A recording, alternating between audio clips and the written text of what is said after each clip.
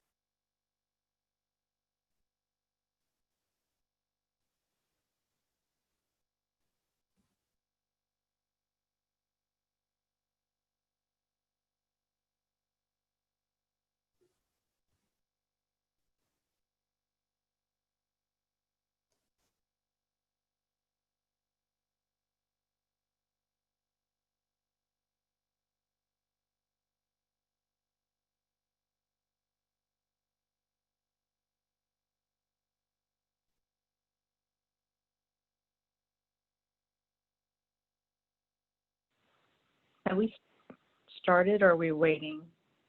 We're just waiting. So we haven't. Yeah, we haven't started yet. I'm going to do a little introduction when we start. Okay. Okay. Because I saw that the title said COVID-19 and climate. I can add in the COVID-19, but I thought about. Yeah, no, I think that was just because that was the last webinar. So that was the series. See. Okay. Because I thought it was getting too long. Okay.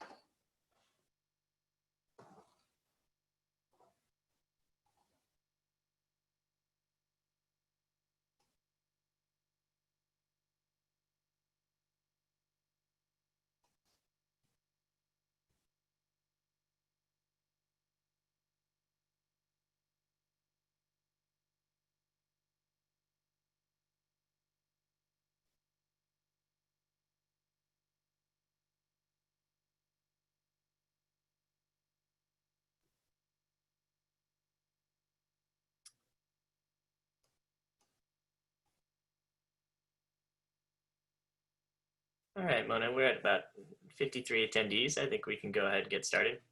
Okay, very good. Good afternoon and welcome to the third in the July CME webinar series offered by the Medical Society Consortium on Climate and Health. I'm Mona Sarfati, the director of the consortium. I'm a family physician, also trained in public health. The next 10 years is a critical window of opportunity to avoid the worst consequences of the climate crisis. To meet this challenge, major national medical societies, in partnership with state medical societies, public health, nursing, and other allied professional societies, and leading health organizations, have come together with the shared conviction that climate change is a health emergency that must be overcome.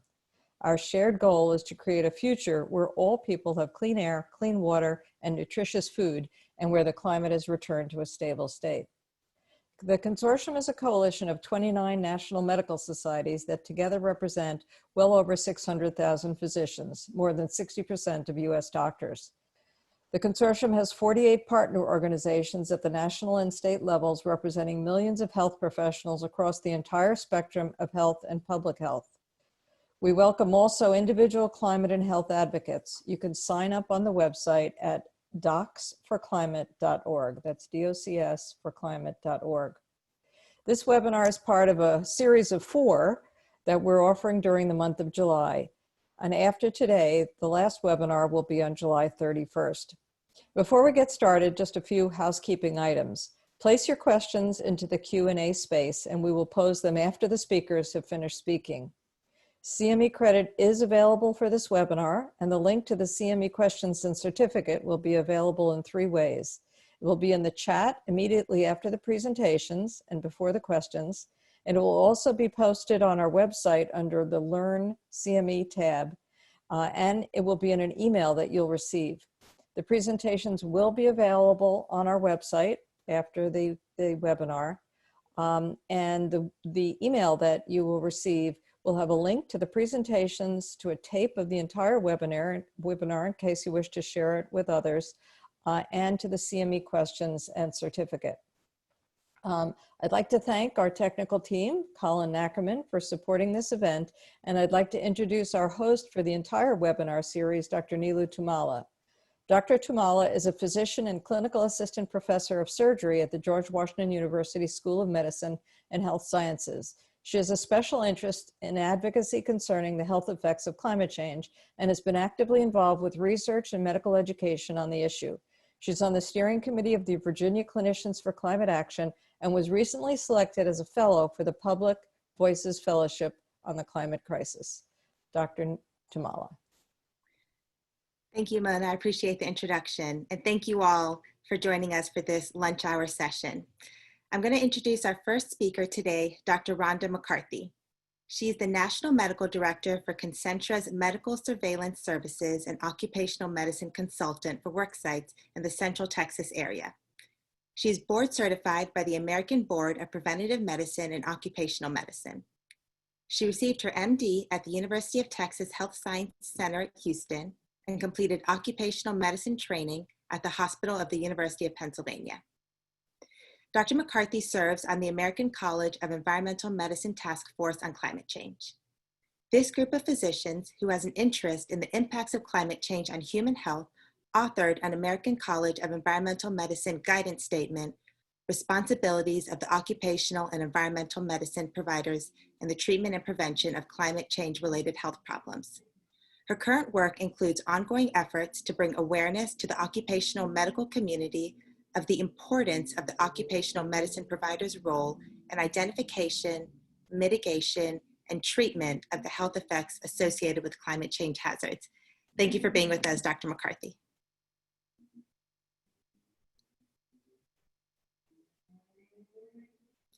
I think you're on mute right now, Dr. McCarthy.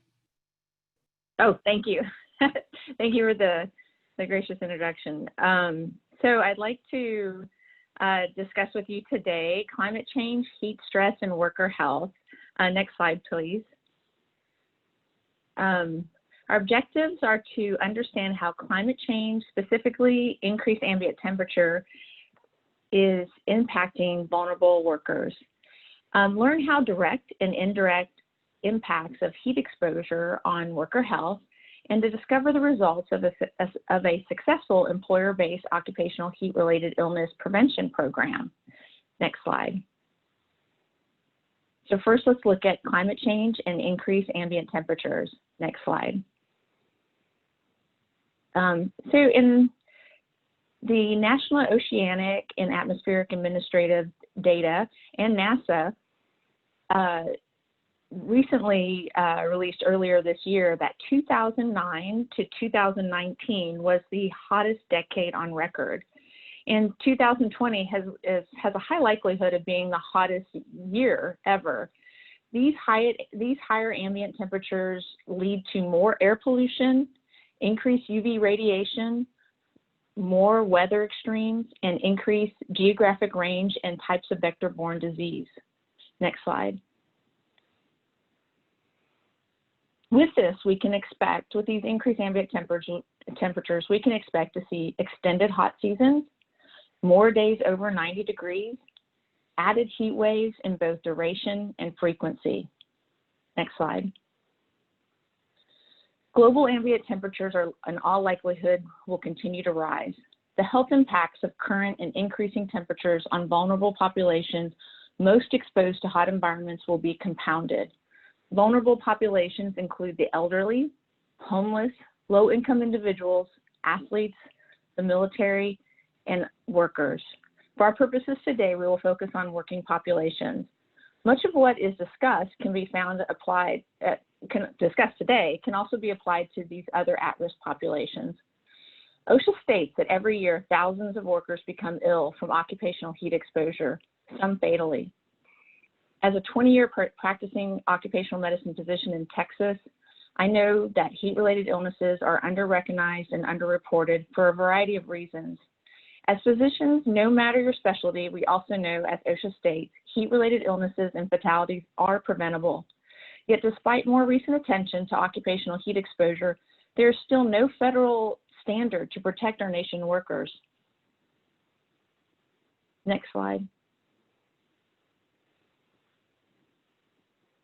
Body temperature is regulated by the hypothalamus, which carefully maintains a core body temperature of 37 degrees plus or minus 1 degree, or 98.6 plus or minus 1.8 degrees Celsius. And I think this slide has, yes, thank you, Colin. Because I'm not operating it. Thank you. So the body works to or 98.8 degrees Fahrenheit, give or take 1.8 degrees Fahrenheit. The body works to maintain this core temperature, and we adapt to colder, or the body will adjust to colder temperatures better than hotter. So the heat stress and heat strain occurs when too much heat is absorbed by the body. Is absorbed by external factors, and also generated by internal factors, and is not moderated by a cooling process, the key one being evaporation. When the body is unable to thermoregulate this heat load, a heat-related illness can occur. So these contributing factors to high heat load are the environment, the metabolic heat that we generated, which can be increased by physical activity, clothing, personal protective equipment, which we talk about for occupational workers, and individual factors. The cooling is best modulated by evaporative, which is with sweating. And also we have radiation, convection, and conduction. This is radiation, convection, conduction is impacted when temperatures have high humidity and high heat. Sweating is not affected after the humidity is over 70, relative humidity is over 75 degrees. And then when one becomes dehydrated, if we don't have enough water in our body, sweating is impaired. Next slide. So again, thank you. So there are indirect and direct impacts of heat stress. The direct impacts of excessive heat exposure can range from heat rash to heat stroke, which can be fatal. Heat-related illnesses such as heat exhaustion, you can go ahead and go through those, thank you. Heat-related illnesses such as heat exhaustion can quickly move to heat stroke, and there's one more, there should be one more. Heat stroke, which can be fatal if not addressed quickly. So we have the heat syncope. I put just definitions of those, which you can read. And since we're so limited on time, I'm not going to go into each of these extensively. Most of us have access to what these are, and you can look at it later. I just want to just look at heat injury. The military uses heat injury because the difference between heat exhaustion and heat stroke is that there is a higher core body temperature. Usually many systems define it over 100.4, and there's central nervous system involvement. Heat injury is also a higher temperature. Usually one organ system is involved, and there's not, and it has yet to have the central nervous system involved. And I just wanted to include these to show that there is many organ systems that can be injured by heat exposure, including rhabdomyolysis, acute renal injury, disseminated intravascular coagulation, liver failure, that is along the spectrum of the heat exhaustion. You can have, and these are not a spectrum where you first have heat syncope, then cramps, and heat exhaustion. Any one of these can occur independently, and you can go straight from usually you have a heat exhaustion to heat stroke, but just making you aware of these direct effects of heat stress. Next slide. So heat stroke, it is a true medical emergency. The body no longer can regulate its temperature. It is the most serious of all heat-related illnesses, and it occurs when the body is unable to dissipate its heat. It's lost its ability to regulate its core body temperature, and it can rise rapidly. Actually, it can rise to 106 degrees or higher within 10 to 15 minutes if untreated. An individual's thinking clearly, perception, planning, other mental processes become impaired. Their CNS involvement, as I stated, and an individual may be unable to recognize that they're in a dangerous situation and remove themselves. Heat stroke can cause death or permanent disability if emergency medical treatment is not given. There's studies that state that if it's not addressed within 2 hours, the odds for morbidity and mortality are high. Also, ideally, you want to treat it start treatment within 30 minutes. Symptoms also include confusion, clumsiness, slurred speech, fainting, unconsciousness, hot or dry skin. That's often used with classic heat stroke, but you can, with exertional heat stroke that's in occupational workers, profuse sweating may be present as well. Seizures, and of course, high core body temperatures. So in the field where these workers look like they're in the desert, you want to immediately cool the body.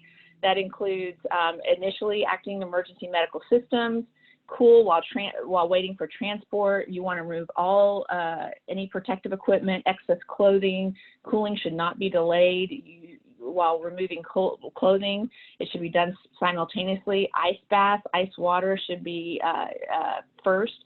Ice water immersion is considered the best treatment and ideal, but tepid water is if that's all that's available. Fanning if you cannot use immersion. And I'm not going to focus on this right here because usually in occupational medicine we start cooling, the ice water, fanning in the field while 911 is called. Next slide. So other health effects of heat stress. Comorbidities such as cardiovascular, renal, and pulmonary disease and diabetes can be exacerbated by heat stress, heat strain. They are also risk factors. Mental health has many issues can be affected from a mental health aspect regarding heat. There are medications that that persons with mental illness that can be that contribute to heat illness. They can be homebound, and isolated and not seek medical treatment. They can have a lack of contact with others and not not understand the ability to seek to help if they should have a heat illness. And they may just not be aware to take themselves out of the hot environment. Heat has been known to increase aggression, anxiety, depression, and also exacerbate mental illness. Renal disease, the combination of heat, dehydration impacts kidney function, leading to acute renal injury, and with repeated episodes or extreme episodes, renal failure and chronic renal disease. Next slide. So the indirect effects of heat stress, the effects of heat stress can impact an entire company, an employer, in our entire systems through increased accidents, reduced work performance, and increased healthcare costs and workers' compensation costs. So the increased accidents, you have slowed reaction time, sweaty palms, dizziness, leading to accidents, reduced work performance, the fatigue, needing to rest, the cognitive impairment, distracted by the discomfort, and the increased costs associated with the exacerbation of the underlying chronic of the comorbidities or the heat illnesses, fatalities, accidents, increased burns, cause increased cost to the employer or to our systems at large. Next slide. So how can we manage and prevent heat-related illness? First, we look at the mechanism of injury. We address what contributes to this mechanism of injury, and we looked at the contributing factors or risk factors to the high heat loads. And these risk factors from an occupational standpoint are usually grouped into three main categories: environmental, job-specific, and individual. Next slide. So the environmental, this is an obvious risk factor that most of us can agree on in the occupational setting, which we look at as a risk or hazard, and we measure with wet bulb globe temperature. The wet bulb globe temperature measures or captures the temperature, humidity, wind speed, and solar radiant heat. The heat index is also a screening tool that uses temperature and relative humidity to calculate the adjusted temperature. We're all familiar with that, and represents how the heat feels, and it's more accurate than ambient temperature. Since wet bulb globe temperature uses the four factors of ambient temperature, humidity, air movement, or wind speed, and the radiant heat from the sun, it is more accurate when determining when the hazard is present. The American Council of Governing Industrial Hygienists, the U.S. Armed Forces, and Athletic Association use wet bulb globe temperatures for calculating adjusted temperatures in their guidance and policies, and it is recommended for occupational, for employers as well. Again, there's no federal standard. Job-specific, next slide, please. Job-specific risk factors include factors that increase workers' internal and external heat load. So you have physical demands that are required by employers, and they're usually rated light, moderate, heavy to very heavy. So like a street municipal worker may be heavy, firefighter very heavy. There's also duration of the heat exposure. So you have shifts that are 8 to 12 hours, you have overtime, second shift or rotating shift. Second shift is usually the hottest. In personal protective equipment, hard hats, respirators that add to the external heat load, PPE and clothing requirements, uniforms, impermeable suits. And so right now it's important to think about healthcare workers working in outdoor environments. We have these, in the summer, we have these outdoor drives to do the COVID-19 RNA nasopharyngeal swab collections. And the healthcare workers in their impermeable gowns and gloves and face shields and respirators. And respirators, for the COVID pandemic has many workers wearing respirators, part of their job requirement. And it's important to keep in mind for these workers that are in manufacturing companies that are unair conditioned or working near furnaces, that increases their thermal load. One, their head enclosure, they increase the work of ventilation, and they also may impede their maintaining hydration, and that they may not think to get a drink of water as easily because their mouth is covered. Next slide. So individual risk factors, and I think this is important for all of us to look at as from any specialty, in that we may see our own patients in the office and should be aware of where they work or their social economic situation, and what condition and in what ways are they exposed to heat. So individual risk factors affect the worker's ability to thermoregulate external and internal heat loads. These risk factors may be less obvious, but are an important part, and they're an important part of a heat illness prevention program in the occupational setting. The pandemic has added another consideration for workers returning from furlough back to a hot work environment in the summer months, because they may be in poor physical condition and now unacclimated if they've been home.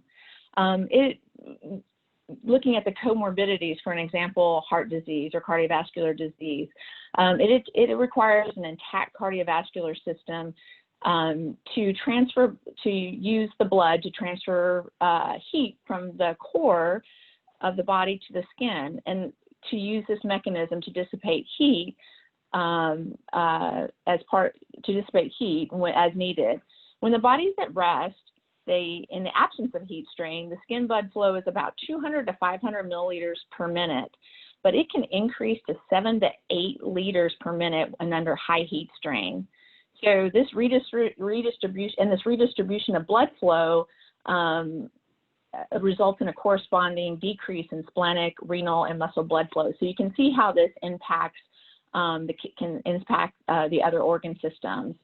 And then when there's resulting dehydration from sweating, you have decreased plasma volume that increases your heart rate and decreases the myocardial and oxygen supply. So it can be a stress on the cardiovascular system. Medications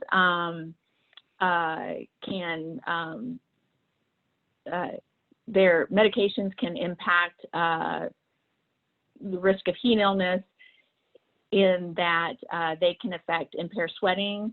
They can also impact a person's, like say with drugs, it can impact a person's awareness to take themselves out of hot conditions. They can cause diuresis. They can impact the cardiovascular system. Skin conditions can impair sweating. So just to give you some ideas on how these risk factors can affect. Oh, and obesity, BMIs greater than 30 have been shown under studies to increase the risk of heat illness by 3 times than a person who is under. And there's, it's a graduation. It's not, but you have a 3 times greater risk. Next slide. So now that we have looked at the risk factors that contribute to heat stress and heat-related illness, let's look at how a heat stress prevention program can help prevent heat-related illness in an employee population and in others, and how we can use this for general populations. Thank you, Colin. So, as occupational physicians, we look at the hierarchy controls for hazardous exposures, and this is Niosh's hierarchy controls. So you use the engineering controls to PPE, the engineering controls being the most effective, or PPE being the least effective. So engineering controls, elimination of the exposure is the most effective, and the PPE is the least effective. So obviously you want to eliminate the exposure, and that would be the best. If we're not able to eliminate the heat or substitute it, then in heat stress prevention programs, we go down to engineering controls. So engineering controls work on cooling the environment. Administrative controls are implementation by the employer, such as water, rest, shade, or shade would be the engineering. Acclimatization programs, supervisor and worker training, first aid and emergency response procedures, and buddy systems, to name a few. We also have medical monitoring and surveillance programs, and then also the PPE is part of heat stress prevention programs, thermal considerations for PPE and clothing. So many of these that we discussed can also be part of just even just population health considerations, where we encourage water, rest, shade, taking activities earlier in the day, providing education for the general populations regarding heat-related illness, and emergency response procedures. Next slide. So here we have an example of engineering controls, and in the picture there are no engineering controls. So this is what I often see when I walk into an employer site. I have workers working near furnaces or production lines with fire. They have clothing that's usually fire resistant, and so they may be hotter. Then they have their additional PPE on, sometimes a full face respirator, and so their clothing's hot, and they're next to the fire. They don't have any guards. And so, here you would want to have reflective shields, cooling fans, ventilation. Often if it's a hot plant, they're not going to have air conditioning. So they usually will have more ventilation and fans, and you want to have water close by. So the engineering controls are an important aspect. And, on looking at the hierarchy controls, it would be, one of the important parts of cooling the environment for the worker. So in lines like this, we would also often have like cooling booths, since it's unrealistic to cool the environment. So you can have break rooms with air conditioning or cooling booths next to that line where they can go in and cool off periodically. Next slide. And then this is to discuss acclimatization. Acclimatization is an administrative control that's an essential part of heat illness prevention programs. Next slide. Niosh recommendation for acclimatization programs is for new workers and unacclimatized workers who have been out, and workers who are acclimatized who have been out for an extended period. New workers should be introduced to heat no more than 20% per day on day one, and add 20% per day each additional day. Exposure time to a hot environment should be over a 7 to 14 day period. The time required for a non-physically fit individual to develop their acclimatization is about 50% greater than for a physically fit. So it really takes the physician to evaluate and look at the person, look at their comorbidities, their physical fitness, to give that acclimatization recommendation for that individual. Next slide. The way that the acclimatization works is that you start generally with 2 hours per day. The 2 hours does not need to be consecutive. It can be broken up. Air conditioning does not impact the acclimatization. And the way it works is that sweating starts, without going into too much detail, sweating has earlier onset. You lose less electrolytes in the sweat, and the concentration of the sweat. And you have a stabilization of the circulation. And as you are in the heat, you have decreased heart rate and lower core body temperature with activity, and increased thermal comfort.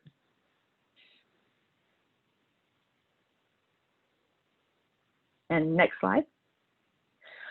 For supervisor and employee training, this is very important. There's a lot of misconceptions regarding how to treat heat illness recognizing it. I mean, they're really very general symptoms, nausea, dizziness, vomiting. Many people think they have a gastrointestinal virus. They can feel like they just may have just a general virus. Employees have been sent home. Many have died on the way. They're sent home thinking they just have a general non-work related illness. This OSHA Niosh heat safety tool is one that I encourage all supervisors and employers to download. And it's an excellent resource. I have it myself. It's free. It's an app that's available to use. And it provides real-time local heat index conditions and expected conditions throughout the day.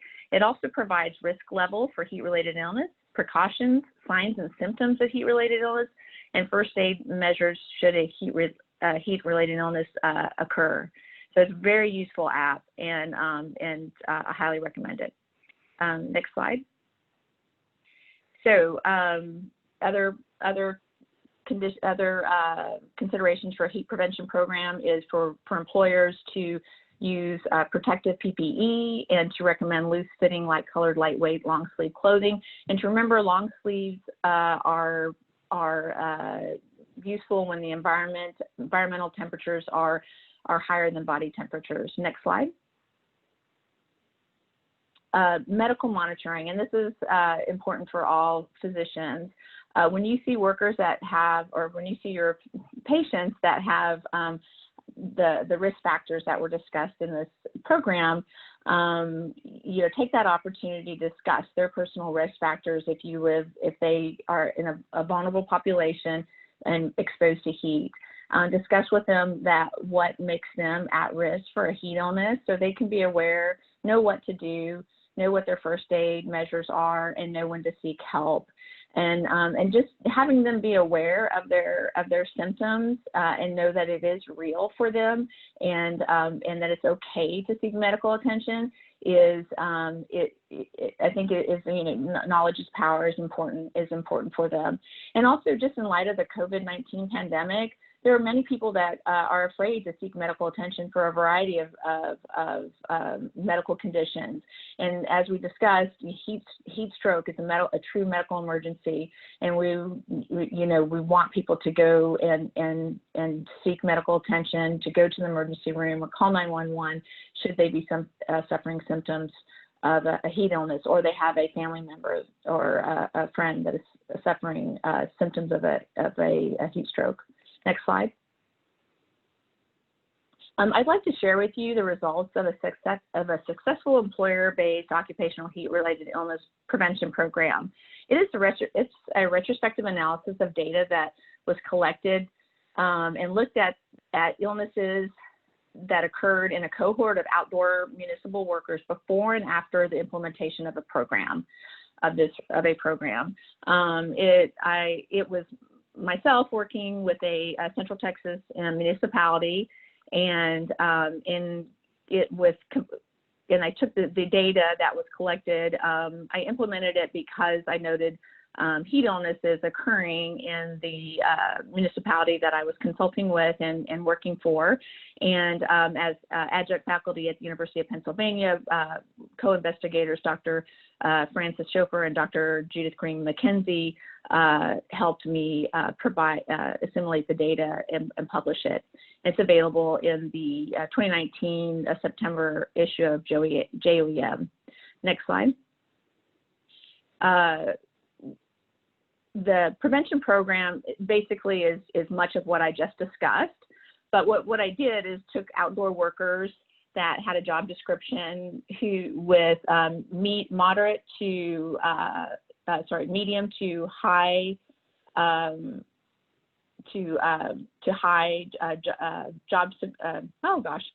physical demands, to very high physical demands, and their job description stated that they had exposure to extreme heat.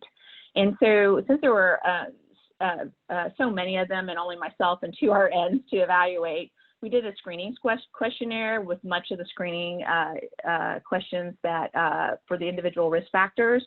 And those that had no increased risk based on their individual risk factors for heat-related illness we did the basics of the heat stress prevention program. Those who were at a higher risk came in for medical monitoring. Those who were unstable to work in a high heat environment, basically for us on the outdoor setting in the hot months, May through September, we asked them to correct those individual, they're either cardiovascular, diabetes, et cetera, uncontrolled hypertension with their primary care doctor. We implemented this in the late winter, spring, so it didn't impair their ability to work during the summer months, because we allowed them to take care of it during the spring before it became hot and during the acclimation period. Next slide. So the study revealed 3 main findings.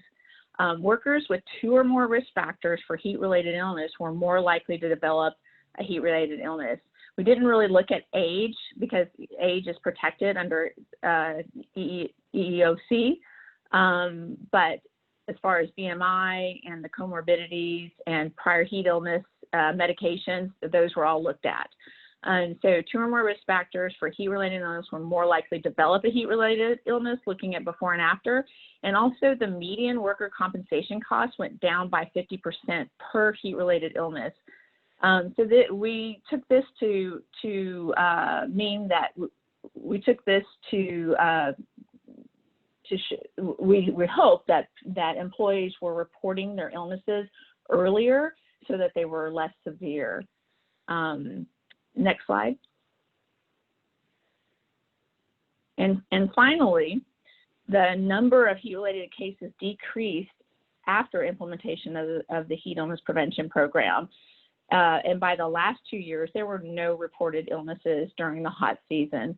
So recall earlier in the section on climate, from 2009 to 2019, the NOAA recorded it's the hottest decade in its 138-year history.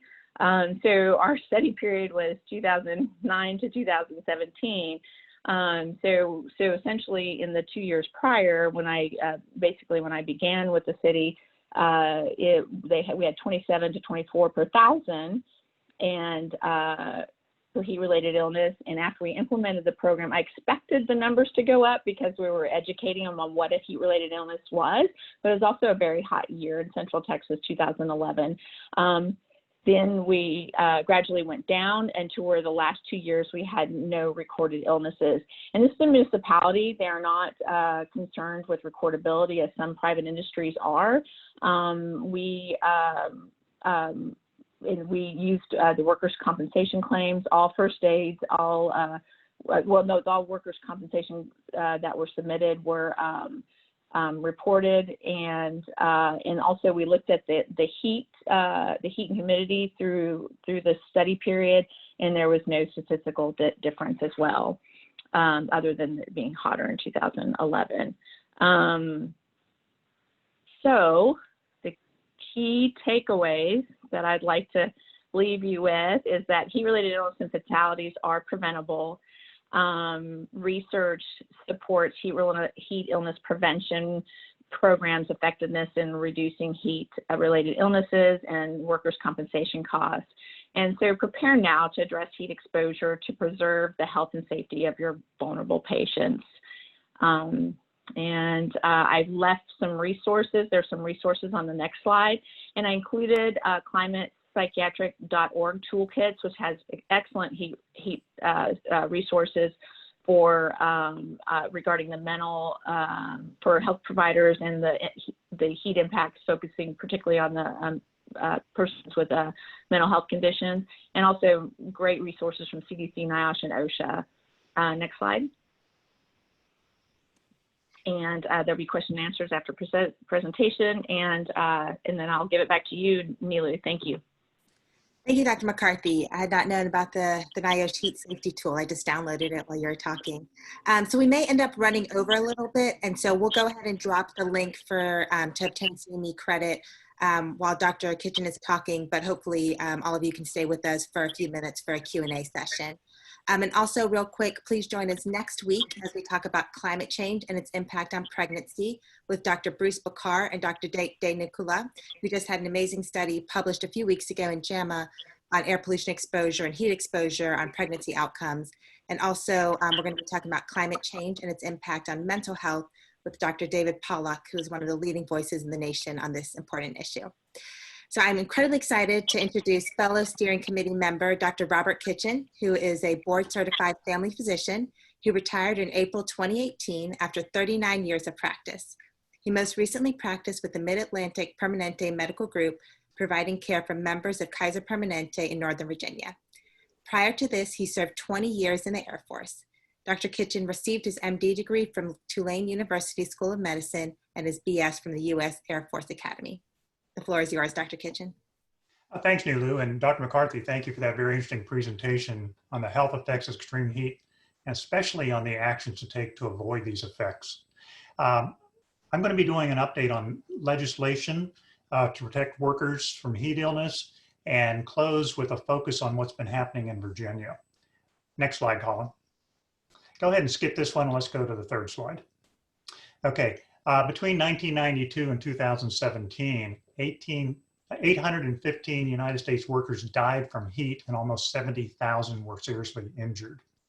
The National Climate Assessment projects that by 2090, the cost of lower labor productivity under rising temperatures is estimated to reach $160 billion in lost wages. Currently, 3 states have legislation to protect workers from heat. As Dr. McCarthy noted, there's no federal legislation. Next slide. The 3 states are California, which enacted legislation in 2006. It was the first state.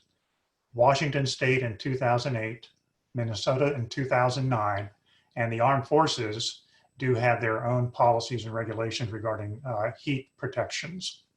To add to this, Maryland just this session passed legislation that they will be formulating by October of 2022 worker heat protection, so we can add them to this list at that time. And the state of Florida attempted legislation in this most recent session.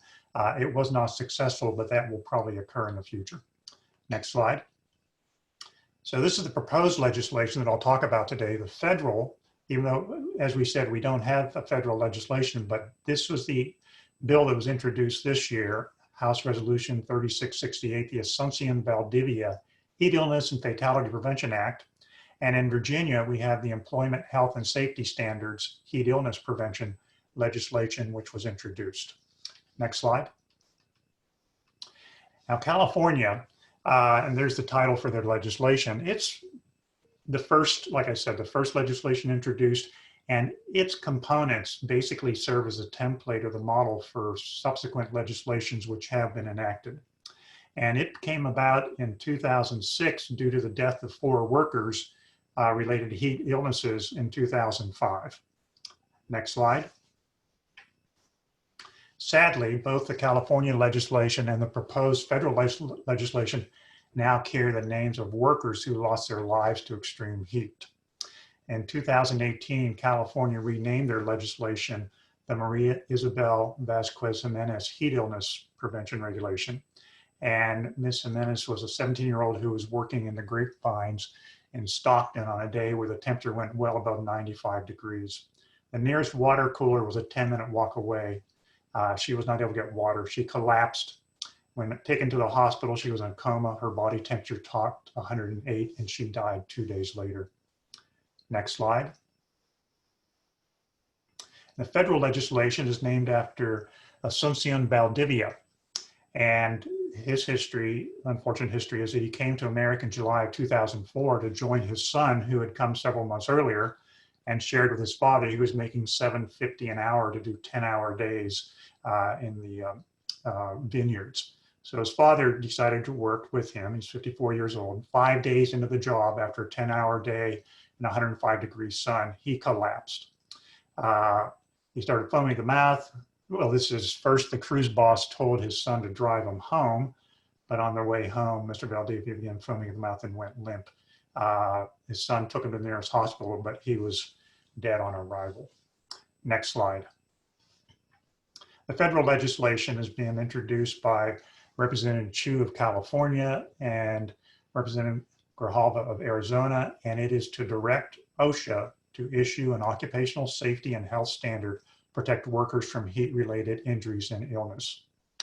Next slide. And just at the end of June, the Democratic Congress released their 538-page document, Solving the Climate Crisis. And under the section, Protect Workers from Extreme Weather Conditions, it specifically mentions the Asuncion Valdivia Act as an important method to deal with this. Next slide. For the federal legislation, these were the organizations that joined together to help craft and have this legislation introduced. And I wanted to identify that several of them were very specifically related to the workers in terms of communication workers, United Auto Workers, United Farm Workers, and several other organizations. VCCA was fortunate to be asked to participate in this more as an observer, but it was a very interesting experience to see how the legislation was crafted and introduced. Next slide. So based on California, legislation to protect workers from extreme heat has some common standards or requirements. First, the impacted industries are agriculture, construction, landscaping, oil and gas extraction, and transportation. Next slide. And the particular sections that are addressed are the provision of water, access to shade, high heat procedures, emergency response procedures, acclimatization, training, and heat illness prevention. Next slide. I won't go through each of the specifics of these sections, but I'll highlight one particular item. For provision of water, it says provide a quart per employee per hour for drinking. Virginia has something a little different, but it recognizes the critical aspect of having water available. Next slide. Access to shade. The last bullet shall be at least enough to accommodate the number of employees on recovery or rest periods so they can sit in a normal posture, fully in the shade without having to be in physical contact with each other. So you can't cram them all under a small awning. Next slide. High heat procedures. So when you get to the extreme heat areas, which generally is defined as more than 95 degrees Fahrenheit, although Virginia has identified 90 degrees. And there has to be good communication from the employees at the work site to the supervisor, designating employees who are authorized to call for services, very specific criteria as to when you interact with them or take steps. Next slide. And what the supervisor has to do. As you saw from the cases for Ms. Jimenez and Mr. Valdivia, supervisors weren't attuned to the specific medical measures that were required in those emergency situations. Next slide. Acclimatization. Dr. McCarthy identified how critical this is and the steps that need to be taken. And also a heat illness prevention plan. Employers have to have on paper in both English and the language of the workers, the majority of the workers, the components of their heat illness prevention plan. Next slide. Training.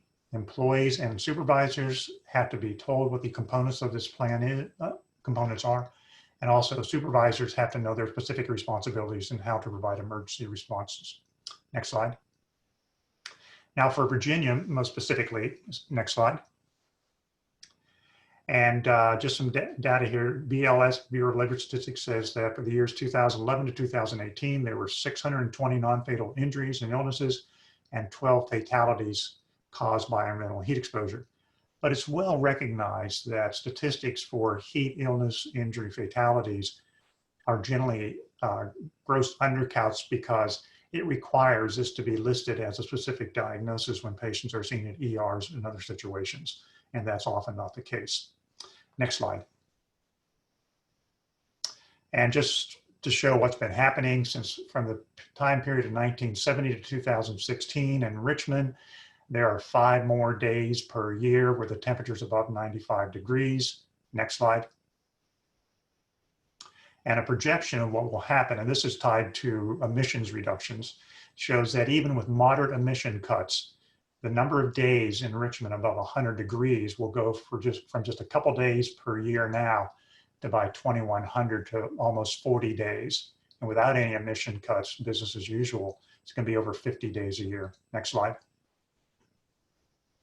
And this is an interactive map put out by OSHA where you can actually click on the star in your respective state and it will show you the details of the workers who died. Next slide. I won't read each of these, but it shows the 3 locations in the state and the particular industries, tobacco farming, roofing, and shipbuilding, and the circumstances where these patients, these individuals died from the heat exposure. Next slide.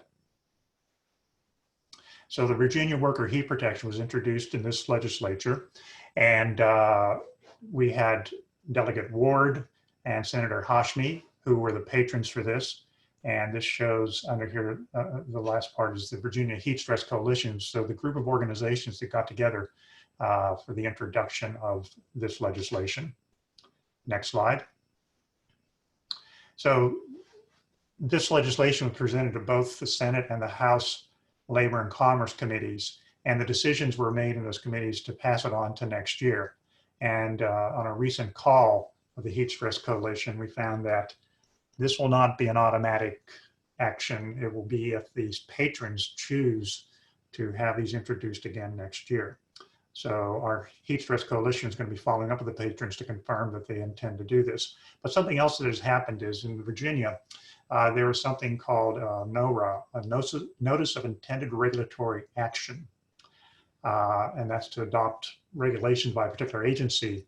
And Virginia Occupational Safety and Health has filed this notice such that there may actually be regulations independent of legislation addressing worker heat protections.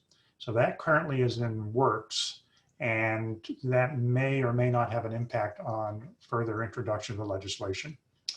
So actions from the Heat Stress Coalition, like I said, we're going to reach out to the patrons, see if it's going to be reintroduced, recognize we need more education of legislatures so they understand the importance of this legislation and would support it. And if we can get district-specific data where we can share with a legislator how many of his or her constituents were injured or actually died from heat exposure to have a greater impact on them in terms of supporting this legislation. Next slide. So that's the end of my presentation. So we are happy to field any questions. And Mona, I believe you're going to share them with us. Yeah, thanks so much. First, I just want to mention that the link for CME credit is now in the chat, and it will be sent out after the webinar is over as well. So first question is whether heat sensitizing could be, or other approaches could be used with the general population, and what would you recommend for general population education about how to prevent heat illness in the face of the increasing hot weather that we're seeing? This is for either one of you. My audio is cutting out, so I'm not hearing the question, or I'm not. It was recommendations for protecting the general public, recommendations about how to protect the general public from heat illness. I think I'll need to sign back in if you can hear me. I do see, if you're talking about questions, I do see questions in the Q&A, and I can type the answers in if that's helpful. Okay, yeah, that would definitely be helpful. Bob, oh, if you... I can hear you. You can hear me now? I can hear you right now. Okay, this was recommendations for the general public. Yeah, I can hear How you can we now. prevent heat illness for the general public? Well, I think that you know, there are many resources out there that discuss basically on the Climate Change Consortium website, we have monographs and information that can be used for the general public. But I think much of what was stated for the occupational population can be used for the general public. So, you know, the environment, you know, is the worker, you know, at risk as far as environmental exposure? You know, we have, you know, global warming, increased ambient temperatures. I did see something referencing what is an exposure limit? What is the and with heat waves, you know, it can be that you have actually lower temperature levels, but you have a change. So you have a heat wave. So listening to your news station, looking at, you know, NOAA, the NOAA has an app and understanding for, you know, what is, or using the Niosh heat safety app and knowing when you have alerts that state that you are you know, should be have caution or are at moderate risk or high risk. So using those as indicators, at least to gauge when you can be at risk. And then also so the heat and illness prevention, thinking about engineering controls, basically air conditioning, having the air conditioning, shade if you're outdoors. Then also for your home, using shades, decreasing, unplugging appliances that are not in use, turning lights off, using storm windows at all times of the years, weather stripping, things that of that nature. Fans and are considered engineering controls for the general population. They have cooling centers, going to libraries, malls. I mean, this is an issue right now with the COVID-19 that they're closing some of these things now. And so I think there's efforts right now to keep those places open, especially for vulnerable populations, homeless, low socioeconomic. But then just provide, you know, require a mask or provide mask, hand sanitizer, social distancing. And then as far as cooling, you know, there's, you can use wetted clothes. Like myself, if I go out to hike, you know, I may even jump in the shower, wet my hair, and then go outdoors, you know, or even go outdoors and go in the shade if your home is hot or you live in an urban environment, using green space. So that, and then like my last picture on my slide deck, you know, there was a community space in San Antonio and where they have water features. And so we, you know, down the street from myself, we have a water feature where there's many people that go and you know, use that during the day to cool themselves off and take the shade of a tree. So so those are, I'm just trying to say those quickly in our time. Okay, well, that's very helpful. Okay, thank you. And here's a question about whether any of these regulations might potentially be applied to high school athletics. Since at least in Virginia, if you look at and I think this is true across the country, if you look at those that present to emergency rooms, high school students who participate in outdoor athletics are disproportionately represented. So is it possible that any of these requirements or regulations could be applied to high school? Clearly under Niosh and OSHA, we're talking about employed populations. Is there some kind of a hook for students? There is. It would require separate legislation. Now, I'll say, first of all, when I mentioned that Florida wasn't successful in passing their worker heat protection, the person who described that said they were successful in passing legislation to protect high school athletes. So that's a state that did take that step. Here in Virginia, the Virginia Clinicians has a couple of our members of the steering committee who are looking into protecting high school athletes from extreme heat. And we've got a couple meetings set up. So it'd be the same type of process if people are interested in seeing that these protections are put in place. You start the ball rolling by reaching out maybe to your local county high school sports associations, see what they're doing, and kind of go stepwise approach, and then actually then see about enlisting a legislator who would be interested in doing this at a state level. So okay, it's very separate. You can't take what's been put in place for workers and say, okay, we're going to apply this to athletes now. It certainly could be a model for the type of steps you would take to protect athletes, but it would require separate legislation. Okay, thank you. There's also a question here about heat sensitizing, which was a program that could be used for people who work in very hot environments. Is this something that could be applicable for the general population? And what might that look like? I'm wondering if it meant heat acclimatization. Yeah, I I think think so. that's what they meant. Yes. Okay. So yeah, I think that educating populations regarding heat acclimatization is important. I mean, there may not, especially for athletes, and I do see that. I mean, it is used in the NFL. So in major sports leagues, it is used in colleges and high school. I think that they, especially in Texas, they try to do that as by starting when they start in August. They don't wear their protective gear, but as far as starting exposure for a couple hours a day and then increasing over time, that I'm not aware of. I think it would be very important, and it's just very important to provide that concept to the general population if they're going to spend significant amount of time in the heat, and just to move especially if they're doing extreme exercise into cooler parts of the day, where a lot of the high school sports in Texas are in the afternoon or after school ends. So I think acclimatization is a very important concept and should be brought forth to the general population and its benefits. Okay, here's a question about indoor work settings. Do some of the regulations and the state level legislation, do they apply to indoor as well as outdoor work settings?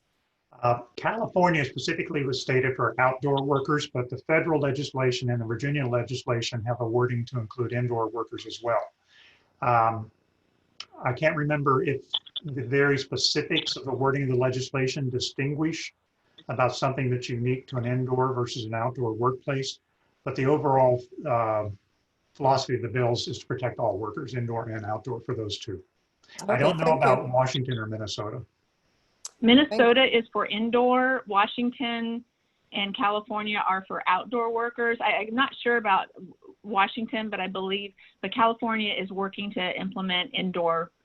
California has a indoor worker in proposed, and I don't think it has passed yet. Okay, thank you. But indoor worker is significant, and can often be hotter than outdoor. Yeah. Right. Here's also a question about urban heat islands. You touched on this a little bit, but what kind of measures can be put in place for people who live in urban heat islands where temperatures can be 10 to 15 degrees higher than what they are in the surrounding area? Well, that's harking back to a prior, at least a VCCA presentation where we had Jeremy Hoffman speak to this. That's a tough one because unfortunately, a lot of times these urban heat islands aren't locations where you may have significant access to malls and places like that, which people can go into to cool off. That's one of the things. You have to make these type of facilities available.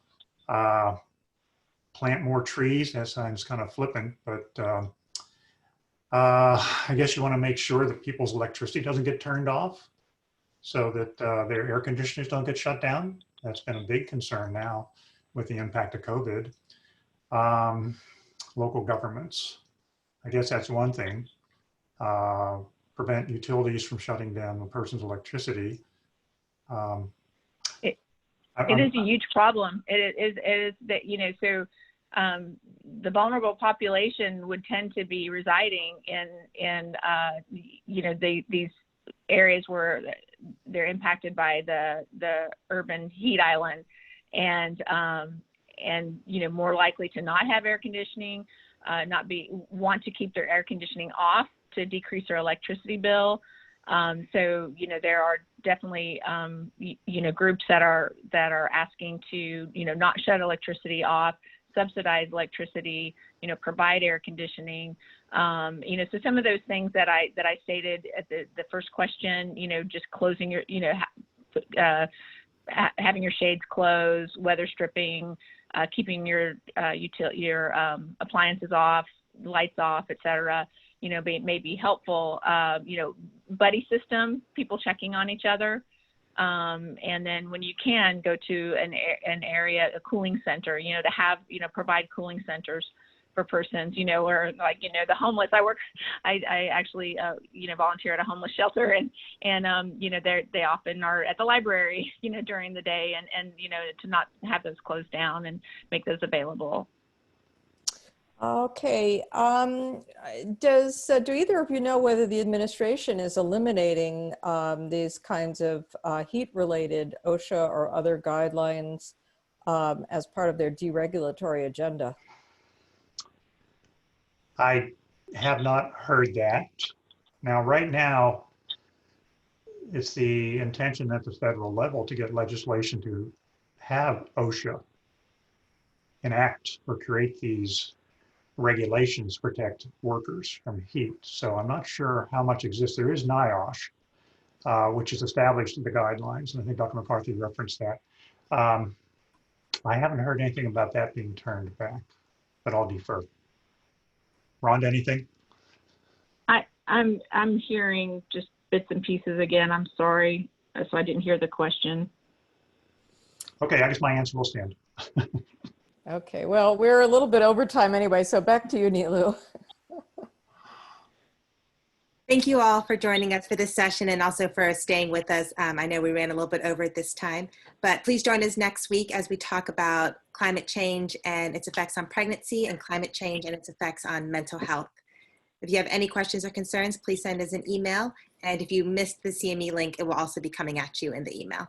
Thank you. And thank you to Dr. McCarthy and Dr. Kitchen. Thank you. Bye. Welcome. Thanks, everyone.